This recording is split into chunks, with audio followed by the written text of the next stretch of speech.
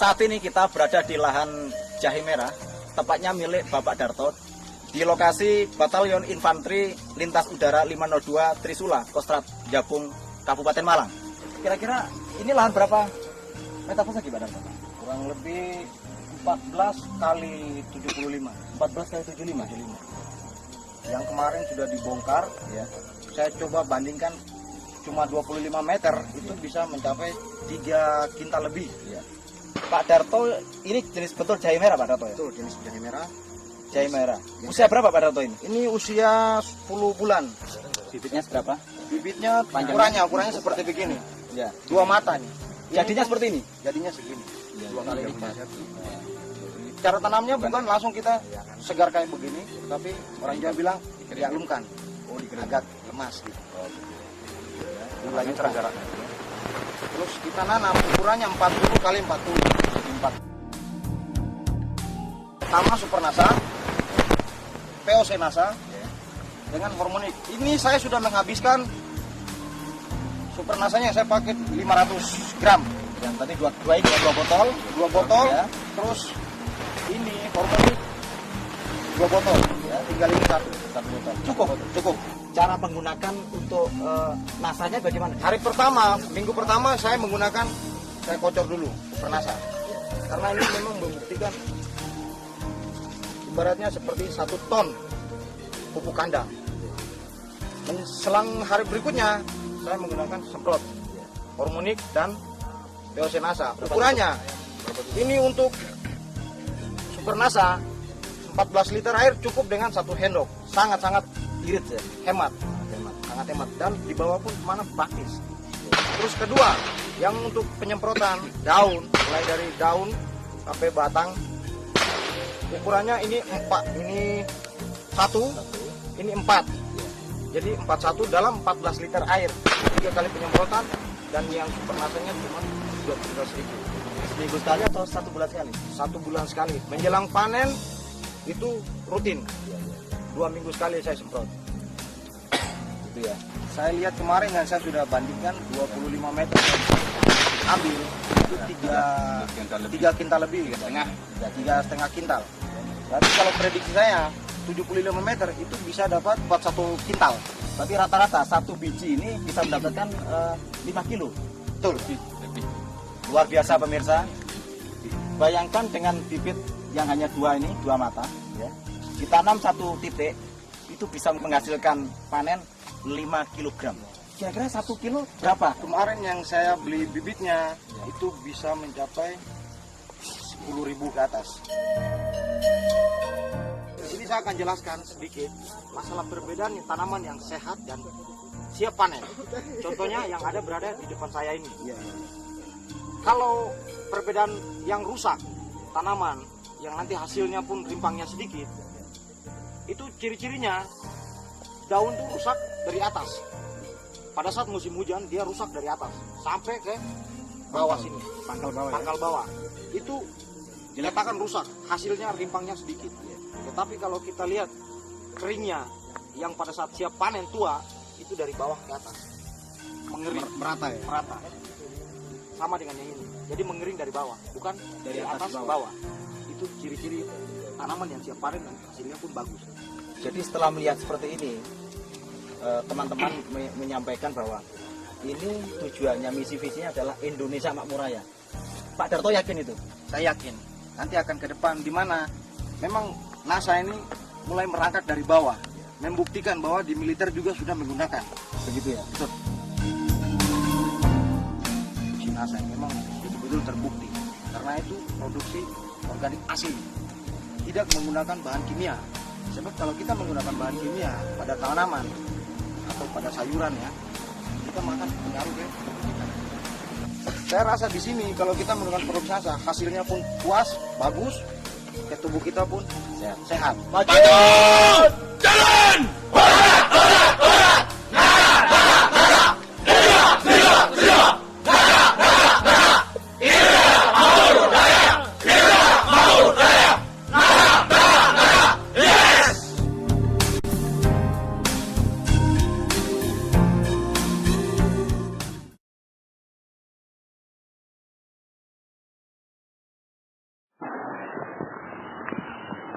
Ya, ini sekarang lagi di mana Pak ini Pak Danang?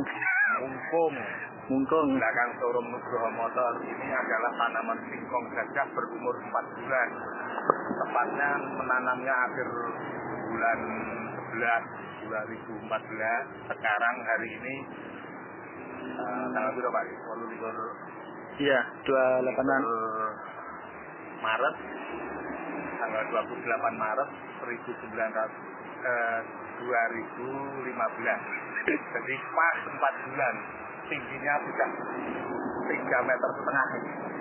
Wih, luar biasa. Tali tinggi saya 175 lah. Ini digambarkan visual kan kelihatan saya hanya separuhnya. Tinggi saya hanya separuhnya, artinya ini tingginya sudah 3,5 meter. Singkong gajah umur 4 bulan. Saya tanam singkong gajah. Ini mesin uang baru. Dibandingkan properti masih bagus singkong gajah.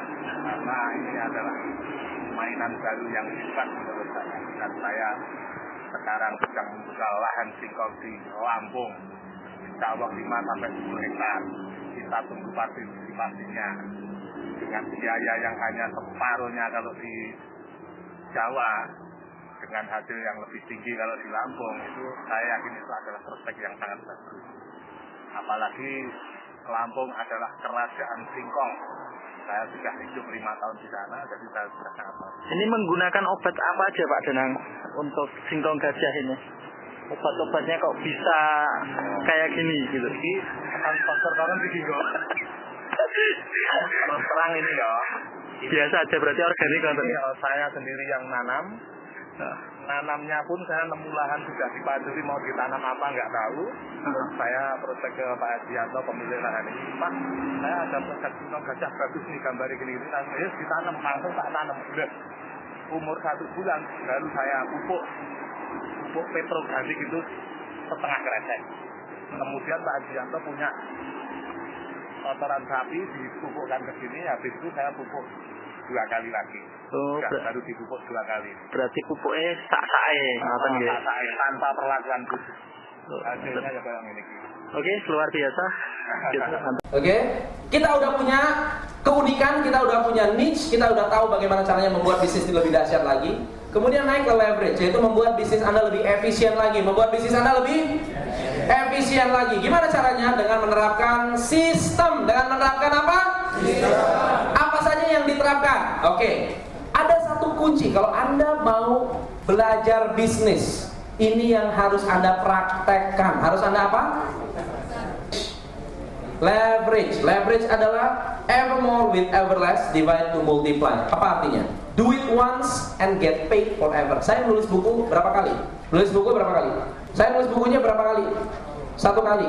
Saya dapat royaltinya berapa kali? Seumur hidup sampai anak dan cucu saya. Betul? Saya kerjanya sekali, dapat uangnya berkali-kali. Kalau Anda bisa menguasai konsep leverage, uang yang kerja untuk Anda, bukan Anda bekerja untuk uang. Paham? Yang kedua, saya mempelajari sistem ini, saya mempelajari PowerPoint ini berapa kali? Ikut seminarnya, sekolahnya berapa kali saya training? Saya bisa mempraktekkan, mengajarkan ke orang berapa kali?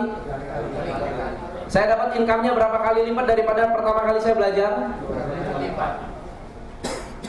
Ribuan kali lipat daripada biaya yang sudah keluarkan pertama kali.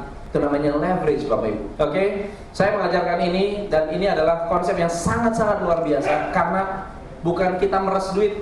Ini uang yang diperas oleh kita. Kalau sekarang terbalik, uang yang lagi meres kita. Oke, leverage is about system.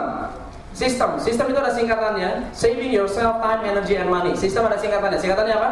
Anda harus save time, energy, dan money. Selama ini Anda lebih banyak save time atau spend time? Spend time.